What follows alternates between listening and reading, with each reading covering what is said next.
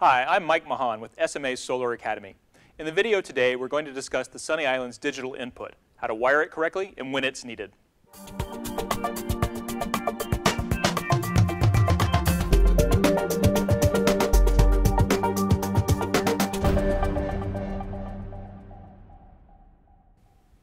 The digital input, or dig-in, of the Sunny Island is a signal loop that is wired between an external relay and the Sunny Island and notifies the Sunny Island when the grid has been lost and a generator is available. Dig-in is only required for a grid-tied battery backup system with a generator. It is not required for a strictly off-grid system or a grid-tied battery backup without a generator. To better explain the wiring of the dig-in circuitry, we're going to need to take the cover off of the Sunny Island. When you do that, power down the island and wait at least 5 minutes before taking the lid off. As we can see, the Sunny Island only has one set of terminals labeled AC2, Gen Grid, for connection of external voltage sources. If the grid or a generator is the only source wired into the Sunny Island, it will know which one it's working with, as you'll set that during commissioning. If it has the potential to work with both the grid or a generator, it needs to know which one it's attached to, and that's exactly what dig-in tells it, whether or not it's tied to a generator or the grid. The Sunny Island needs to know which source it's connected to because the voltage and frequency limits for a generator are much wider, more forgiving than those for the grid. In addition, when the Sunny Island is attached to the grid, it can potentially backfeed excess power onto the grid. Backfeeding a generator is never a good idea, so the Sunny Island needs to know when it's attached to a generator so that it will not backfeed any excess power into the generator. Wiring of the dig-in circuitry is very straightforward. It is clearly shown and explained in the manual in the generators and grid section, as well as a separate tech note, both of which are available for download on our website. Let's look at what you need to wire inside the Sunny Island. The dig-in input wires into the Sunny Island land on the same 4-pin connector block as the battery voltage out wires, and it's in fact this battery voltage that is the trigger voltage for the dig-in circuitry. To wire up these wires, which can be very small, down to AWG30, you'll need a small flathead screwdriver. The battery voltage out pins are wired in series with the external relay signal wires, so the relay acts as a switch, either applying or removing the battery voltage to the dig-in pins when the relay closes or opens.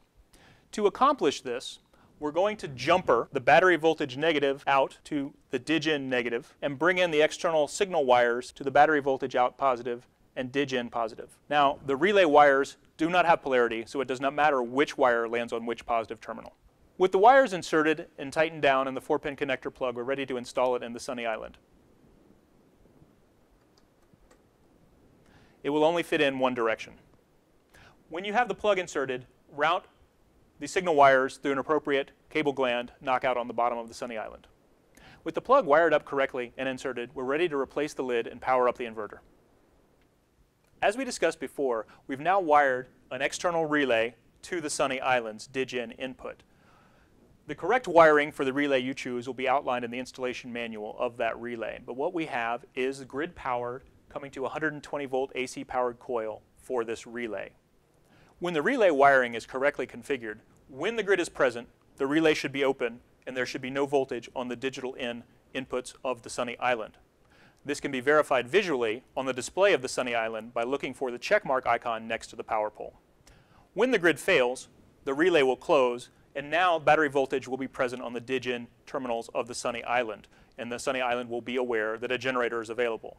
This also can be visually verified by having an X next to the power pole icon of the Sunny Island's display.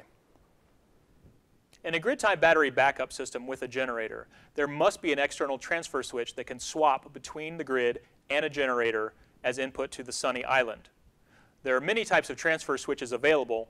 SMA recommends one that has at least a few seconds delay before that swap occurs, or a null position that goes between the grid and a generator. We are showing here one example of an automatic transfer switch that has inputs for the grid or a generator, and the output that is chosen by the switch position will go to the AC2 terminals of the Sunny Island. Now, some transfer switches will have built-in relays or grid-sense terminals that can be used directly for the dig-in input. However, an external relay like the one we showed will always work. The automatic transfer switch that we're showing has a built-in delay switching between the grid and a generator that is required so there's no abrupt switching of voltage sources to the input of the Sunny Island. Now, we've caused the grid to go down, so we'll see this transfer shortly. Although the grid failure has caused the automatic transfer switch to shift positions and connect the generator conductors to the AC2 inputs of the Sunny Island, we recommend that the grid failure not send an auto start signal to the generator. Leave it up to the Sunny Island and its relays to call on the generator to start whenever its support is required. That's all there is to wiring the DigIn circuitry. Please visit our website at sma-america.com if you'd like to learn more about the Sunny Island battery-based inverter or wiring a grid-tied battery backup system with a generator. My name is Mike Mahan from the SMA Solar Academy. Thanks for joining us for this video.